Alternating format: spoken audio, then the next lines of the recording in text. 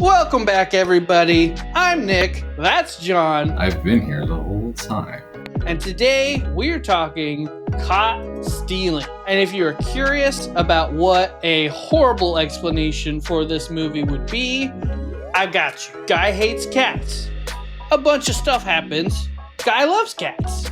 That's the end. I don't recall the last time I've seen a movie about a cat dad, but I appreciate that as a cat dad myself, that we get representation out there.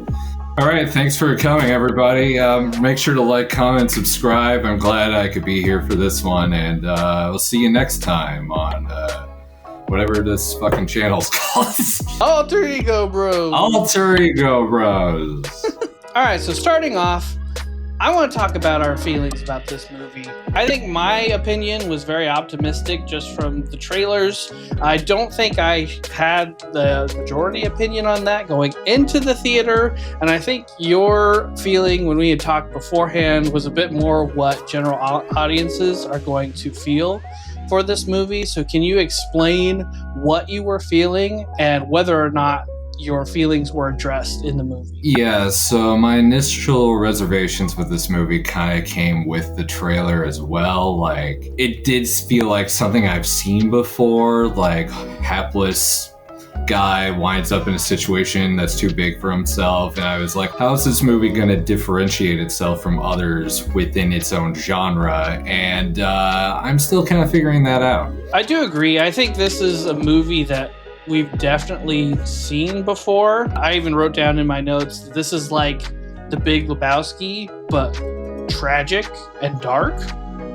Would you think that's fair? I think that's totally fair. Like, it's another case of a lot of things happen to the protagonist, but they're not really affecting things. Like, they do get some agency as the movie goes along, and they're starting to like try to actually gain some footing on the ground that keeps like shifting from underneath them. Part of the issue was like it's marketed like, even on when you look up the movie, like it's always comedy something, whether or not it's like comedy crime, comedy thriller. One of my biggest hangups of the movie was that it just wasn't that funny. Part of it is like, some jokes I can imagine landing under different circumstances, but because of how dark and serious it was, especially near the beginning and like what happens to him almost immediately, it kind of sets the tone of like, take this seriously. Horrible things are going to happen to this guy, and they basically do throughout the runtime. For a majority of movies, especially having watched a bunch of them doing this channel, you can't really go off of what anybody says the movie's genre is anymore. It's so many different things at once. I do agree, this isn't like a comedy first movie. This movie is an amazing showcase for Austin Butler. I do think that he was the right person to cast. I think he was able to pull off what was needed for the story, emotionally and physically. And I believe that the rest of the cast is truly a supporting cast in every sense of the word. You really follow Austin's character Hank throughout the entirety of the movie. I was thinking going into this that this might be a little Oscar baity, but I don't think that I feel the same way about it now after having seen the film. Who knows? I mean, the powers that be at the Oscars may decide differently. Yeah, Austin Butler is definitely the highlight of this movie. I think he did a great job with what was given to him, which I don't think was a lot, but you know, it was enough for like a protagonist crime caper movie, essentially. And he does a great job of what he gets. Zoe Kravitz did a great job for when she was around, but she's just not in the movie that much, along with a lot of the supporting cast, which is probably why you were feeling like they're definitely more supporty than anything else. Just going into that, there's going to be a spoiler warning here, so if you don't want to get any spoilers here, jump to the next section. I'll put the timestamp here. Now that that's out of the way, I do want to say that I believe that at the end of the first act is really going to test whether or not you like this movie. And it's based on the decision of killing off Zoe Kravitz's character.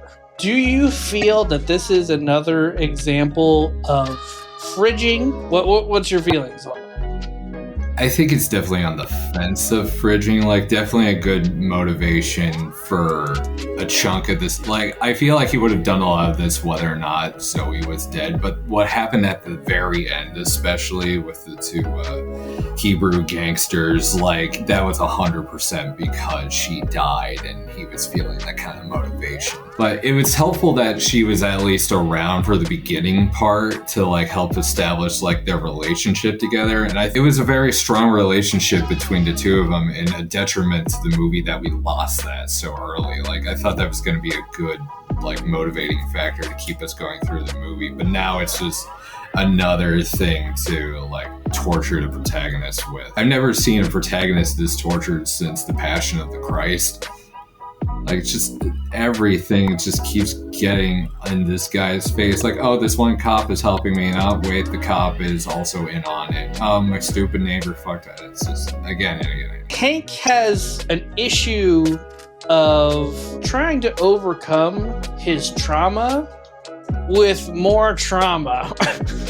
It really does just keep piling on. And not only, like, is he experiencing all of these horrible things happening to him in a small amount of time, but then we learn that he already had, like, a really bad, life-changing, horrible thing happen to him. He was supposed to be this big baseball star, got drunk, started driving, ran into a pole, killed his friend, and destroyed his knee, thus destroying his dreams. And we catch up to him, you know, a good, I think they said like 10 years, something like that, after the fact. You really can't do much more to this guy than what happens in this movie. And that did take me out of it for a bit, because there were many points where I was like, if this was a real person, at what point would you just be like, okay, well, I'm done?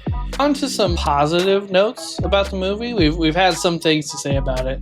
I do think the special effects were pretty amazing in this movie, specifically for Matt Smith and his punk rock character, Russ. He kind of leaves Hank to hold the bag for a lot of this shit.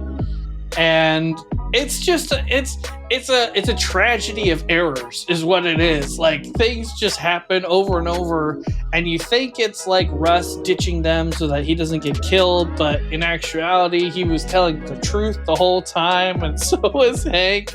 And he gets hit in the head with this baseball bat, and you see his wound just slowly swell over the next few minutes of the movie, and then he gets hit again, and you see the same thing happen towards the back of his head, and ultimately just succumbing to his wounds. Like, it was a little hard to watch for me. I thought that was very realistic and very sad. There was one line from him that kind of took me out of liking him, and that was when because they hid the key to the money inside a fake poop that was in the cat's litter box.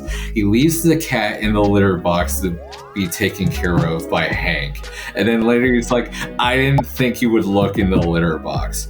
You left your cat there for multiple days, and you didn't think Hank was gonna look in the litter box once? What the fuck whatever. I do want to say it was an almost 2-hour movie, but I don't know if there's ever been a movie sub 2 hours that's felt as whole as this one.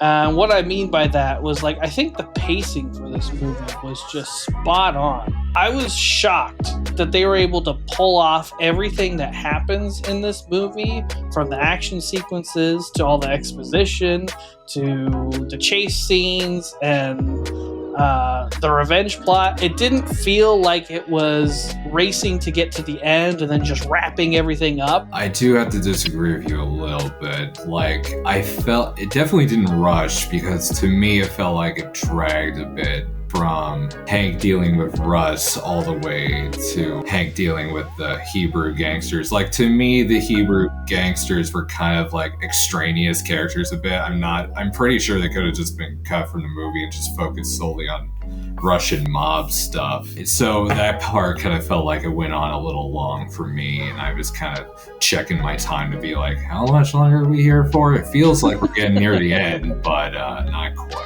That'll lead us into our final thoughts for this movie. As I am the host, I will go first, and I think we're going to have very different opinions of this movie. I enjoyed watching it the whole way through. I do recognize that I think I am in the minority for this movie on that, but I'm going to give it a solid 8 out of 10. What did you think, John? I still do like to take genre into account a little bit, even if only to see what like writer and director intention is, like what are they going for. And to me, it's not funny enough to be a good comedy, but not substantial enough to be a really good drama, and not really action-packed enough to be a good action thriller. It did get some good tense moments for a good thriller movie, though. I'll give it that. But to me, I ended up landing on a 5 out of 10. And I think that's where most people are going to land for this movie. I think it just worked for me, but that's why I appreciate you coming on and helping me out with this review. Totally. Sometimes you have friends who kind of spontaneously end up in different life events, even though they knew what was going on. And, you know, even if there was like an entire calendar that's booked at least a month in advance so that you could plan everything out. But I guess if you were the type of person who doesn't really plan things and just like goes head first into new life events as quickly as you can, that probably just doesn't work for you. So, yeah. Some people find home buying a big event, but other people, this is a thing. Yeah, it would be like if you decided to buy a house on a whim. How stupid would that be, right? Oh, in this economy? We don't even know what's going to happen tomorrow. Right? But thank you for being here. Thank you for liking and subscribing. Make sure to come back and watch our other reviews, or go over to TikTok and see what we have over there. We do have exclusive content. But remember, we're just two regular dudes doing regular reviews.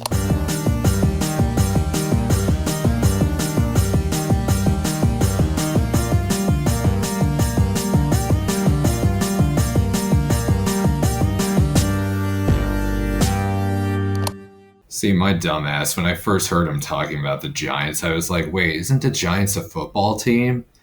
But then I put together later talking about the San Francisco Giants, the baseball team. And it's well, why did they put it in New York? Because that just set me up to be like, wait, what? I thought you were a baseball player.